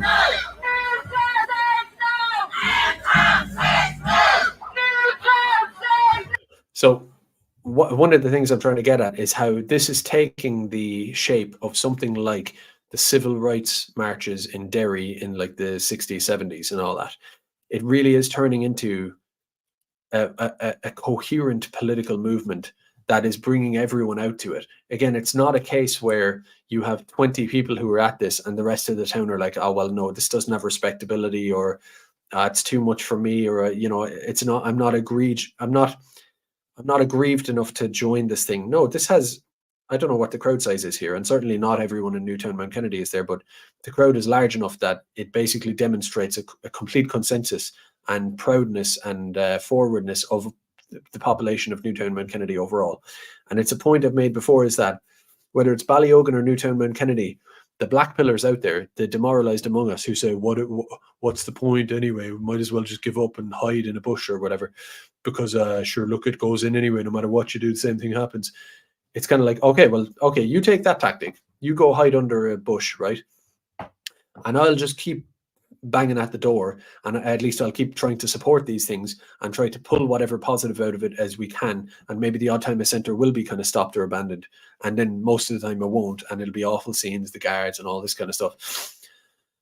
But I'll do what I'm doing on the premise that it will build and escalate to solidarity, to community gathering, the rest of it. I see a general feeling that no matter what you do, to fight is to win, as Padraig Pearse, I think it was, said. I'll pursue that, and I've no guarantees, but I'll pursue it, and I can see potential coming out of it. You pursue hiding under a bush, and while I might come away with nothing, you certainly will come away with nothing, right? Yours is guaranteed failure. Yours is defeat before your brain defeated itself. Your brain basically folded in on itself. Basically, your emotions and your brain sort of self-destructed. That's what happened to you, and mine didn't.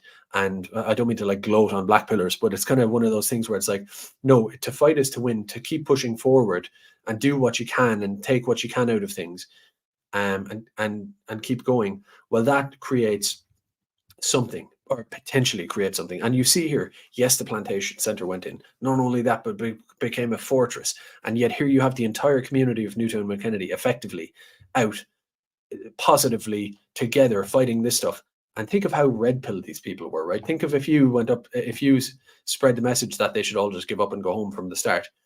The centre would have gone in and people wouldn't like it, kind of on the quiet, but they'd keep watching TV and that's it. Whereas now, think of how red-pilled or informed or inspired everyone is now, and how the average person in Newtownmountkennedy, they're not just going out marching. I'm not going to say, oh, they're sitting here watching me. Maybe not me. Maybe they're watching Phil. Maybe they're reading Ripped. Maybe they're doing whatever. But you can be sure that there's a lot of people in Newtownmountkennedy who 6 months ago, if you said to them, tell me about replacement migration, tell me how we're going to become a minority, tell me how the government is this NGO, civil society, fake shadow state that is there to oppress you at all levels. Tell me anything. Tell me even a superficial thing about like this, any awareness you have, what we call red pilling, anything about it. They'd have gone, shrugged their shoulders and said, oh, I just think Liverpool are better than Man United. That's all I think. There's a lot of people in Newtownmountkennedy who 6 months ago, that would have been their point of view, their awareness, their consciousness. And now the difference between their consciousness of everything that's going on right now and mine, and I'm a streamer, I've been doing it for years, it's like, you know, my thing. The difference between how strongly they're able to perceive and understand and unravel everything that's going on, and how emotionally connected they are to it and how vested they are in it. The difference between them and someone like me, or maybe someone like you, a viewer, is razor thin. There's almost none. And you have that happen over a course of a few months.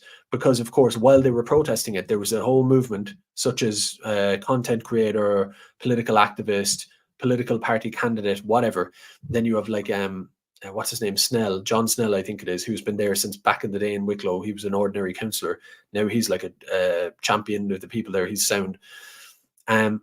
That has all been created, and that's Newtownmountkennedy. And the same will be true for Ballyogan. And that only happened in the last month or two. Maybe a lot of people in Ballyogan 1 month ago were largely oblivious to this. And now they're like, it's not just that they became a little bit informed. They had a crash course, intensive, you know, like, it's like a crash course type of thing. You do 1 week, you do a whole degree in or whatever. They've had that, and you don't just get that red pilling. You don't just get that crash course and then just going to forget about it. You don't. It becomes a preoccupation, something you're all about. And as conditions worsen around you, you don't then just go, oh God, everything's really shitty. Now you're invested, now you're politicized, radicalized, you could say, into this whole thing, and it's not going away. And if that's true for Newtownmountkennedy, and it's true for Ballyogan, and it's true for Clonmel increasingly, Clonmel are still working on it, but they're getting there, and they will get there. And loads of other communities have gotten there. That's a massive deal, because at the end of the day, our country and our people are made up of all these different places. And because it's a small country, if you have the Newtownmountkennedy effect happens here and there and here and there and here and there over and over and over again, it builds. You get to a point where there's very few dark spots anymore. Everywhere is lit up. Everywhere is lit up, where everyone is directly connected to it. They've watched a load of live streams, they've done history, they talk to all their friends about it in the community, the pub, everything is about this now. And so that's what builds a national movement. Ultimately. And you see it here, that this looks like the civil rights marches in Derry back in the day, or you name it, a place that's really coherent and organized and committed. They're not apologetic. They're not, as I mentioned at the start, they're neither scattered, weak, nor crushed. The opposites of those things, the antonyms of those things. They are all of that. And that is what a national movement, ultimately, as defeated as we are, I mentioned how demographically fucked we are and the rest of it. Doesn't matter whether we're a minority or not. Our best case is to have a solidified, activated, unapologetic population of Irish people, whether it's 50 people or whether it's 3.5 million people. I don't care. I want that group. If I'm in the last 50, I want all 50 of these people to know everything that's going on. I want them to be completely hip to everything. I don't want to be dealing with people who are deluded. I can't handle it. I can't be part of a group of 50 people if they're not all up to speed. Right. And so that's what we need. That's what I want. And so it's not about trying to be demoralized or think about the weight of power that's against us. It's about getting everyone, slapping them in the face, figuratively, getting them hip, getting them woke, not woke, but you know what I mean, to what's going on. Wake up. And this is what does it. I could have gone to Newtownmountkennedy 7 months ago, before, let's say, any centre was proposed. These people have moved out from Dublin. A lot of them, they're going to raise their kids now and go for nice little walks in the country and stuff, and it's all going to be lovely. And I could have had a big bunch of flyers and said, "Can I, excuse me, knocked on doors. Would you have 5 minutes to talk about the Great Replacement or something?" They would have said, "Go on off, right? I'm going back to Liverpool." Let's say, how many of them would have been receptive to it? But now look at them. Now look at them. They understand NGOs. They understand their rights. They understand their identity. They're moralized. They say, "You beat us with batons, but you will not break us." That is the war cry. That's the battle cry, peaceful and legal war cry of a people who are moralized and who understand that actually, far from us being bad people, far from us attacking anyone, we're the victim and we are being attacked, and thus we are going to respond to that together, unapologetically. That's so important. And so we could, and again, the person what's walking up and down with a banner going to do. Listen, if you don't understand, then go on off, basically. Like, you know, something else needs to be done, or do this or do that. Whatever it is else you have in mind, nothing happens without a populace that are on your side and that are without delusions. You need them all to be without the delusions. You need them all without the head bowed. You need them up, the shoulders out, the chest out, shoulders up, chest out.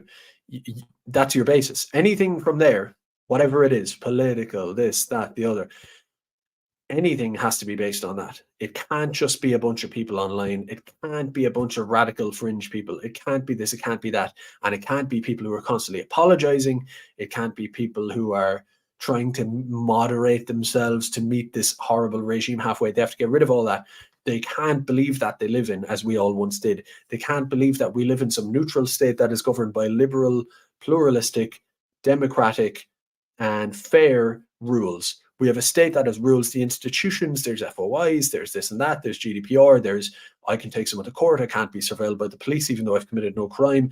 They need to get over all that. No. You're in a horrible totalitarian state, and here's what it wants, and here's what it's doing. All you need to do is look, it's happened to you. And now you can see it. Now you're Newtownmountkennedy and you're watching Ballyogan and you're going, holy shit. I mean, this is not some theory I'm being taught about by some stranger knocking on the door. This is what it is. I don't even need someone to tell me. It is what it is. And of course, what you saw up in Ballyogan was Newtownmountkennedy people making the journey there to support them. And that's what I've always wanted to see. I want East Wall over in Newtownmountkennedy. I want Newtownmountkennedy in Clonmel, whatever, insofar as people can make it into these things, or at least offer their moral support from a distance. The whole lot.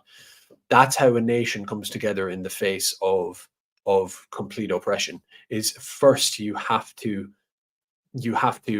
sort of get everyone to understand and stop the apologies and stuff like that, or the delusions. And that's happening so much. I mean, just watch the. Given that I've said all that, get the vibe off this, right?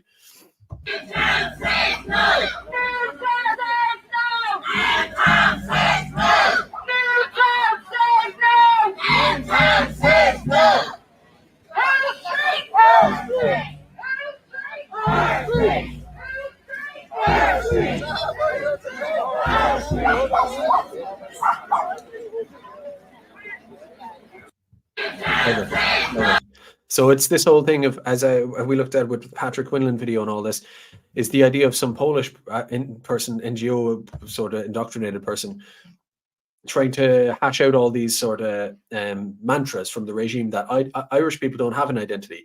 I'm Irish. You're no more Irish than me. Everyone's Irish. Anything's Irish. Thus, nothing is Irish. And if you even try to say, hey, look after Irish people, even though I say I'm Irish, I'm going to rip down the poster. That sort of dehumanization, de-identity, whatever the word would be, de-identification or something like that, taking away someone's basic identity while retaining your own, really. If they're all going to do that, and the Indians are all going to be out marching and stuff like that, I don't want to just be a sub-block within this multi-ethnic, horrible dystopia. And yet, if it's going that way, at the very least, well, the way the Indians are behaving about their visas and about their electoral candidates and about the rest of it, at the very minimum, whether we're going to save Ireland as a full nation state or whether we're just going to not be completely driven into the ground and complete hapless victims meet on the block. If at the very least, if we're not to be that, and I'm raising children here, so this stuff matters to me. At the very least, if we're to prevent that from happening, then we at least need to get on the level of the Indians. We at least need to get on the level of the rest of them. And that's your bare minimum. And at the very least, that's what comes out of this pushback, at the very least.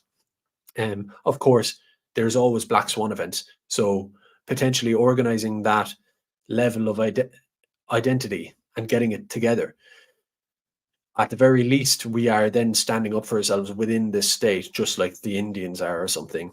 And we have a major power block and a readout for each other, politically, socially, economically, the whole lot. At the very least, we have that. And at the most, as we have that organized and as we are the most coherent group and most rooted and empowered within the country just because of inertia, black swan events can come along And then at least we're not just a bunch of fellas online in the group chat saying, oh, we look at the demographic. There's actually people across the country who have been for years completely brought up to speed. They get it. They understand how bad it is. Every night I come on and I say how unjust and wrong and intolerable this is. They've been built up to understanding it all. And so Black Swan event, shit hits the fan, we're ready, right? We are ready for that. And that's all I'm saying. Take what you will out of that. But you know, you never, again, it's to fight is to win. Whereas if you had just said, no, I've got my bush right here, and all of you people trying to do this and that is a waste of time, and show me the wins and all this. Well, in the event that history moved in your direction for some strange external reason, well, you would have been ready. You would have thought, damn, maybe if we had actually done something and just pursued the cause, the fight for justice, really, if we had just pursued that absent of any promise, any promised result, but we had just pursued every day, not every minute, but every day, every opportunity, every issue, we always got it. So take something like the guards in Newtownmountkennedy. We always knew they were going to pepper spray people. I think we all know at some point they're going to shoot people. I don't want this. It could be me, right? But so I'm not like trying to put people out as like sort of cannon fodder here, because I'm often at these things, right? I'm often at the front of these things, so don't take it wrong.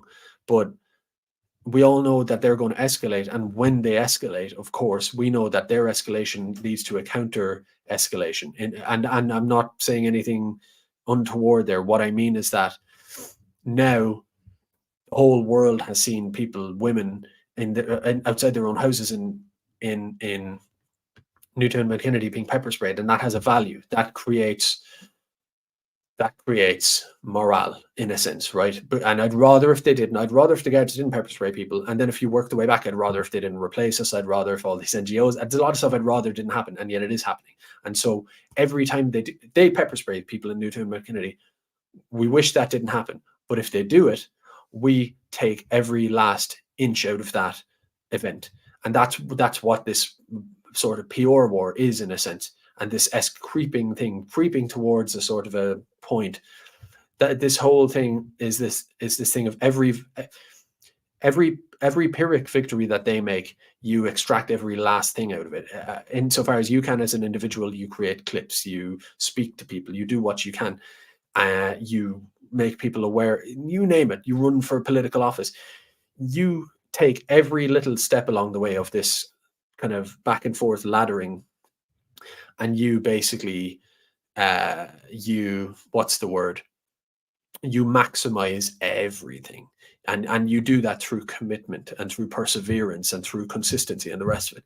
That matters. And what you see is that playing out here. This is a lot different to the List environment I saw on 28. Right? So these people got planted and Lisdoonvarna got planted. Look at the difference. Go down to Lisdoonvarna. Where is it?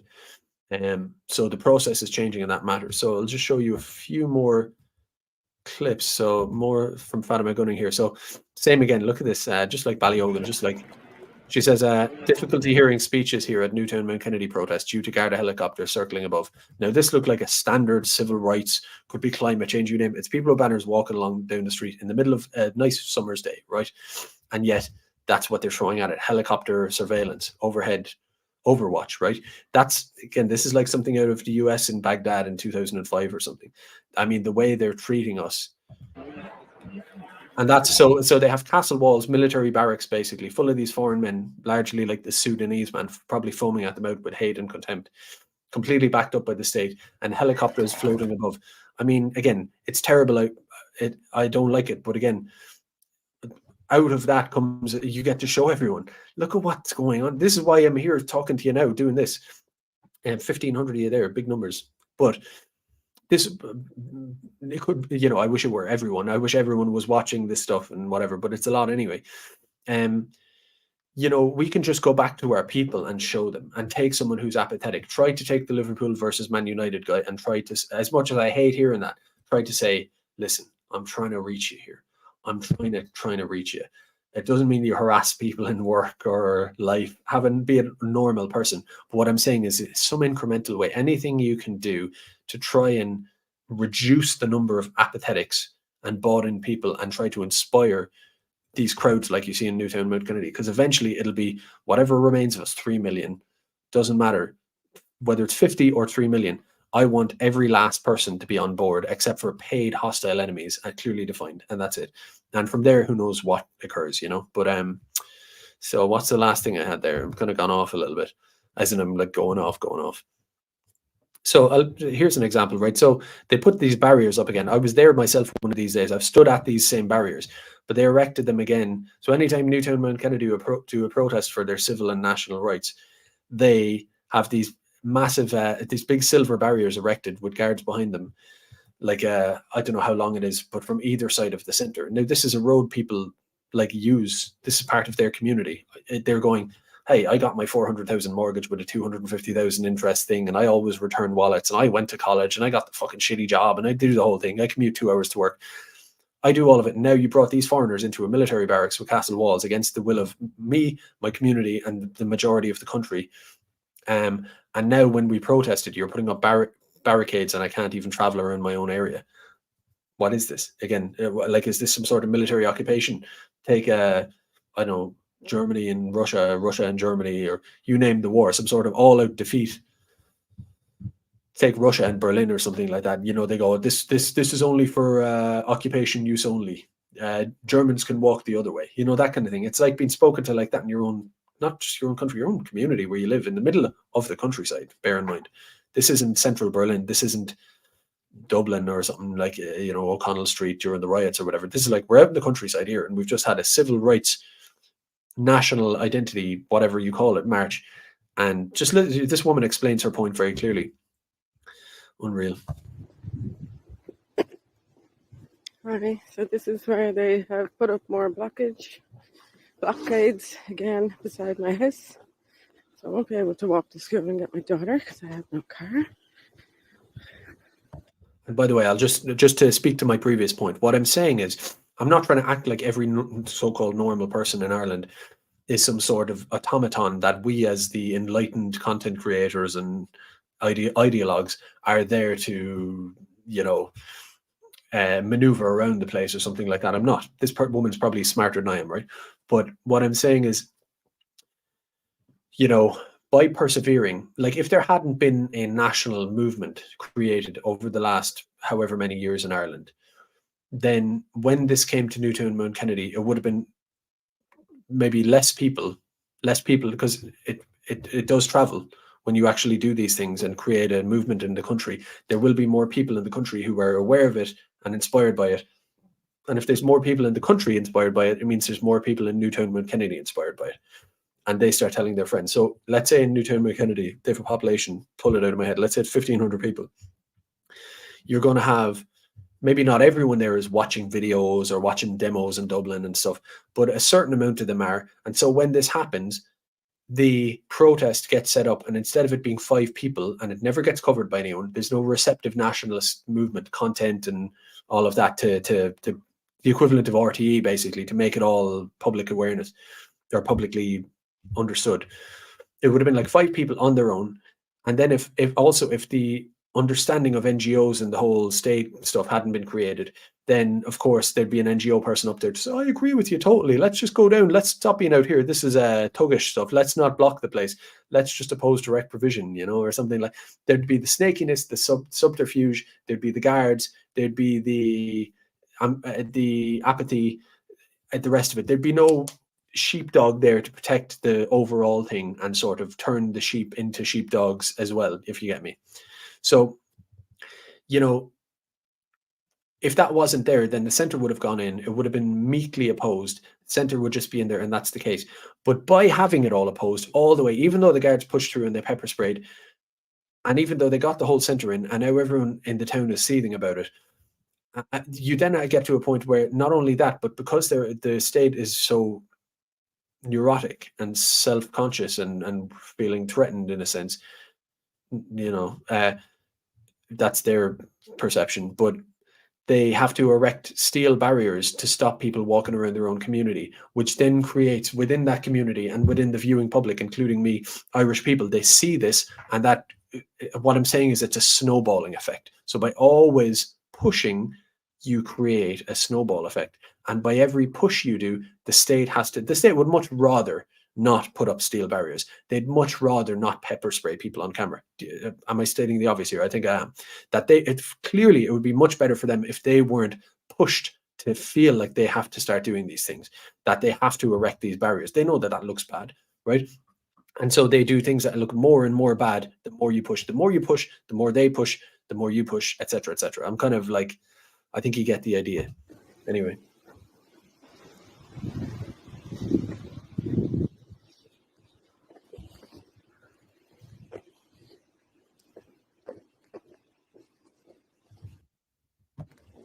See, let me through. Can I walk through? Unfortunately not. And why is it blocked? Because there's a protest. There's not want anyone down near there. Listen to this for an absolute guard, right? I mean, I've become sort of, maybe some guards are sound, but as a general thing, you know how I feel. Anyway. But there's protests doesn't come this way. Look, the barriers are on both sides. Same as before. So I have a problem, you see. My daughter goes to school at that end, and I scoot to her. Well, I walk, and she scoots back. Yeah. And then we have 10 minutes at home, and I scoot back down and bring her to gymnastics. Yeah. But without this road, I can't do that. I apologise. Is there anything else you can do to help me? I apologize. What sort of automaton do you have to be? She's made a clear point. She goes Because on. my detective from school, I have to walk like 3.5 miles around that Look, weird I completely road. understand. I completely understand. But I've just been told close the road. That's all I've been told. So I can't bring her to gymnastics today. Just because the roads are closed. And you can't help me. If you had given me some notice, I could have got someone. We only got notice ourselves. Well, someone obviously knew the roads were being closed today. Someone did. I didn't. Well, do you know who I can ask then? Like, or who can help If me? you want to ring the district office and break out a station, I rang them already, they don't answer. But Okay, no unfortunately, gymnastics, and we have to walk home from school today again. Unreal. She can't take her kid to gymnastics. So it's basically, as she says, it's like a 3.5 mile extra thing, you know. So if you're walking or scooting around with your kid, you can't do this. That's obviously the way she would usually go. Now, the obvious thing for a guard to do there would be to say, listen, either I'm going to take the initiative myself, whatever I'm told from above, or I'm going to radio someone above me and just whatever, try to seal it for you. Just that I'm going to open this gate. You walk up to your daughter. We'll maybe keep an eye on you that you don't go awry. But yeah, you can go up there and get your daughter and scoot back. You're an Irish person living in Ireland in your own community. You seem like a respectable woman. You're going to get your daughter from school. Who am I to say you can't do that? I mean, in a normal society, you'd go, even under the context of all this, I'm going to let you through and say, hey, if 50 people show up in a protest crowd in 5 minutes and say that they demand the same right you got, I'm going to keep them out, because that's the whole purpose of this thing being up. But for you now, face to face, go on through, right? No bother. Again, if it turns into a line of 50 people with all of them having an excuse, that's not going to happen. But for now, you're a normal Irish person telling me something. I'll give you a benefit of the doubt. Go on through. You're on your own road in your own community, going to pick up your daughter, for Christ's sake. But no, she says, oh, sorry, I completely understand. I don't mean to put the culture accent on for the guard, right? But a lot of dubs would call me a culture, as they do everybody. But, just that kind of lazy guard voice, this kind of shrug of the shoulders when you need anything from them, that type of thing. No, they couldn't do that for her. And as someone said there in the chat just now, when he said it, just a brief comment. I mean, how quick is this chat coming through? Where is it? I mean, I remember what you said, but I just want to read it. Oh yeah, fences on rural roads. Yeah, so fences, like big steel barriers on rural roads. Look at this, just one more look at this, right? Just to really take it in. Where's the fence now? So this is on a rural road, a big, you wouldn't have seen this back in when the fucking British Army were inside in the north of Ireland. Like, you know what I mean? A big steel crowd control fence in the middle. Look at the bushes on each side of the road, a narrow little road. You barely drive down it, right? Again, that's military occupation. It's invasion. It is what it is. But very inspired by the Newtownmountkennedy thing, a building normal political movement. To see that, it's like they're normal and they're mainstreaming, is certainly within Newtownmountkennedy. and yet they're not normalizing to the point where they're coming in saying it's just about unvetted males, we want their passport. No, they're not. They're talking about the hate speech laws, bullshit. They all know exactly what's going on, and they're not exactly diluting the message. And yet all the normal people are there, the people who wouldn't have touched it with a barge pole before. So you have, that's what you want, is all the normal people in, and yet the message, they move to the message doesn't move to them. And that's what you see out of Newtownmountkennedy, which is such a big thing. And if it's true for Newtownmountkennedy, it's true for Ballyogan, it's true for Clonmel, it's true for, you name it, across the board. And it's only going to, which direction is it going to go? Only go more and more in that direction. So that's very inspiring and positive. So that's all I've got to say for tonight. I'm going to check the super chats now. Yeah,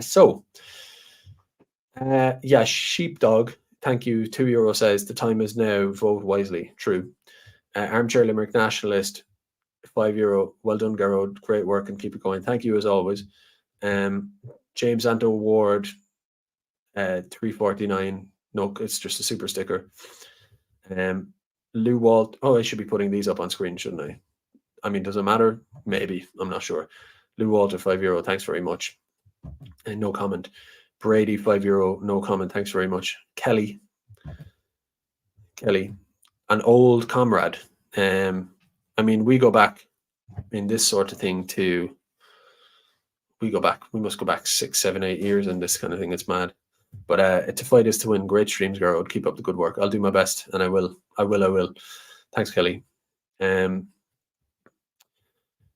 So Finolo Mercu, €5 from Emmanuel. Cheers. Pete the Drummer, €5. No comment. Thank you very much. Carla Musgrave, €20. Sound out. No comment. Cheers. I'm expecting to like riff off things or whatever here, but I mean, I'm not going to say no either to no comments, but can't pronounce that. €6. People are going to say that's Putin is keeping me afloat here. Obviously, I think that's actually a going theory, by the way. It's funny, and I'm going to go off a little bit here, but what's his name? Roger O'Shea in a video, a lefty who was acknowledging some of the talking points I do. He said one of these things that, oh, there could be British involvement in this like so-called far-right movement in Ireland, Russian, Chinese, who knows, but it feels like there might be some involvement. And I was thinking about that. I always like to give the devil its due. I think he made the case that like national fervor can easily be manipulated by outside the EU sort of sovereign blocks, so Russia, China, you name it, could pull on these things to tear a system apart as like a foreign actor, to sort of what's the word? To disintegrate a block from the inside or whatever as a competing global power, something like that. I remember thinking, well, look, I don't know what's going on with stuff like that. I'm a nationalist, and I've never been approached by any of those descriptions.